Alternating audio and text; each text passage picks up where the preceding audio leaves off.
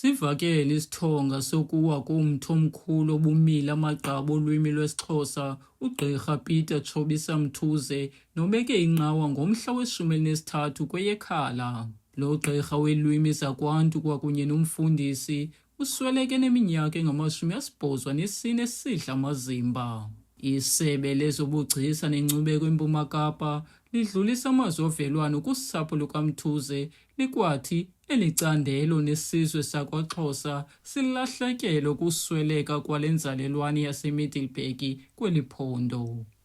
Silisebe lezemidlalo, inkcubeko kwakunye nobugcisa kweli phondo leMpuma Koloni, sithe nqwadalala kodwa sithumela amazwi entuthuzelo kwikhaya lakwaMthuze, kwizihlobo nezalamane, kubo bonke abo bathe bachaphazeleka nabantliziyo zabo namhlanje ziqhelekileyo ngokuthi sishiywe yile ndedeba, umthi omkhulu ebesifunxa kuwo kakhulu ngolwazi, ingakumbi kubabhali ababhala ngolwimi lwesiXhosa. Umbhali obhale iincwadi ezili-11 uMonde Nkasawe nokhulu efunda iincwadi zikaGqirha Mthuze uthi bafunde lukhulu kulo mbhali.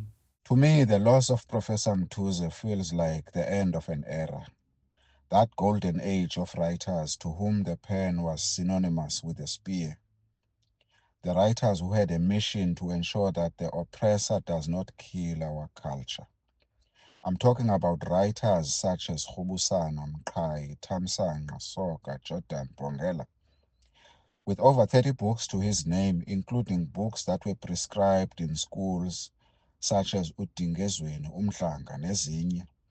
Professor Mthuze was a true pathfinder. Ukanti omnye umbhali onembasa uGqirha Siphiwo Mahala uthi ukufunda iincwadi zalo makhwekhwetha kwamkhuthaza ukuba naye abe ngumbhali. A great tree has fallen in the passing of Professor Peter Chobisa Mthuze, a writer who shaped many generations of Xhosa readers.